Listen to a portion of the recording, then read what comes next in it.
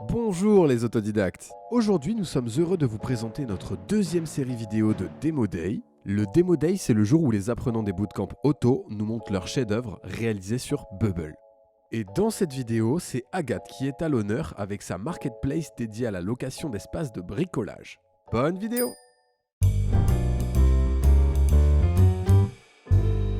Déjà, bonjour, hein, je m'appelle Agathe, donc je vais aussi vous présenter mon projet avant de vous montrer comment ça fonctionne. Bon, déjà, vous en avez un aperçu là, donc louer un espace pour bricoler. En fait, mon projet donc s'appelle Be comme Bob. L'idée est venue parce que bon, j'ai 30 ans et en fait, ça remonte à 2019. J'ai quitté mon travail, j'avais envie de faire complètement autre chose. Je me suis dit bon, je vais réfléchir un petit peu aux différentes pistes et pour ça, plutôt que de rester dans mon appartement à Paris, je vais partir en fait sur les routes. J'avais toujours eu envie d'acheter un van, donc j'ai acheté effectivement un van. Il n'y avait aucun aménagement, donc je l'ai récupéré vers Marseille.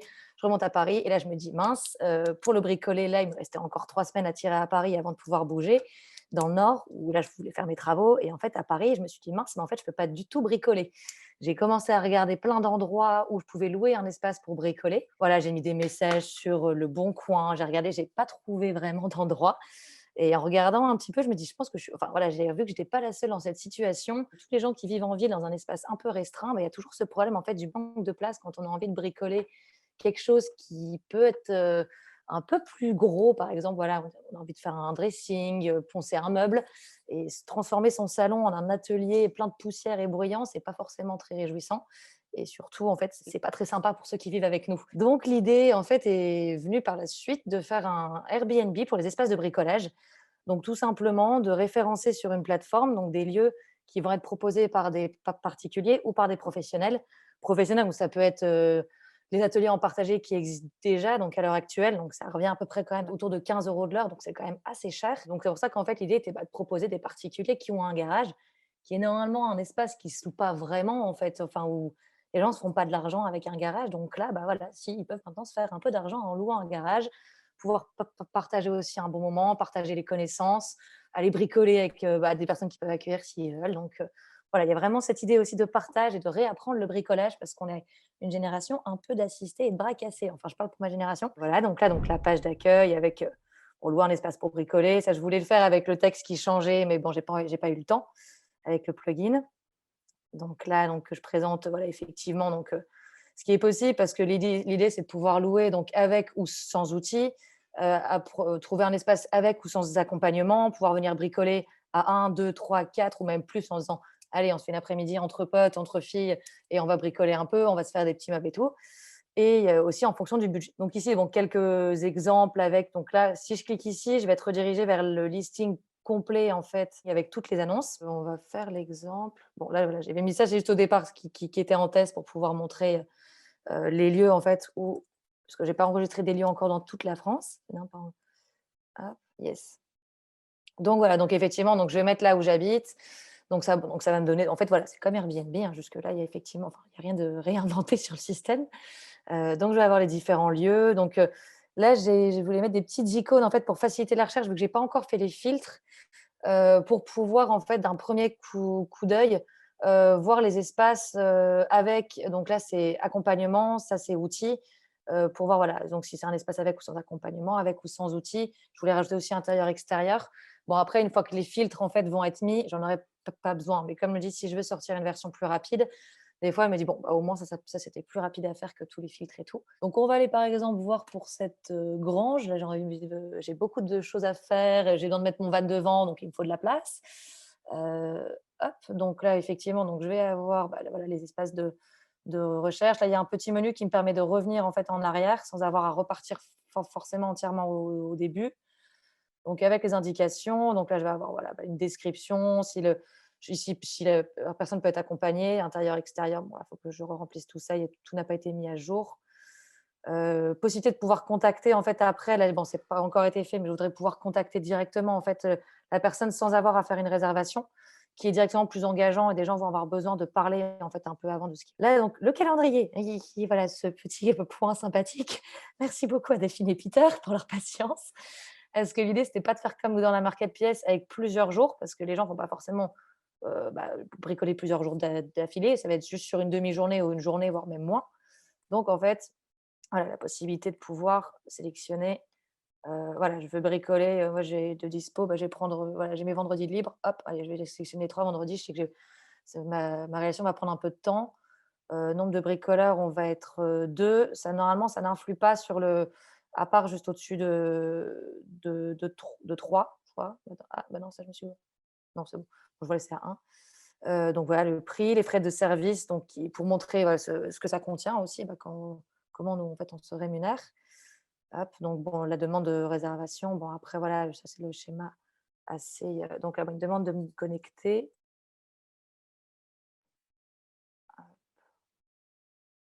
Bon ça jusque-là, effectivement, ça c'est le schéma un peu qui était assez classique avec la marketplace. Donc ça, après, ce que j'aimerais bien mettre en place, c'est pas faire la réservation tout de suite, c'est qu'il y ait un échange et après, en fait, dans l'espace «les réservations», là que en fait, il y ait un endroit avec, valider la réservation, que une fois que c'est accepté par le propriétaire, après, bah, du coup, c'est au bricoleur de valider. Hop, oui, voilà. Hop. Et du coup, tu vas rajouter certaines fonctionnalités, enfin, tu as des idées de fonctionnalités à rajouter? Ouais, bah, en fait, après en fonctionnalité, il y aurait toute une partie blog, une partie où j'aimerais bien que les bricoleurs puissent poster, en fait, leurs réalisations aussi et comme ça inspire un peu.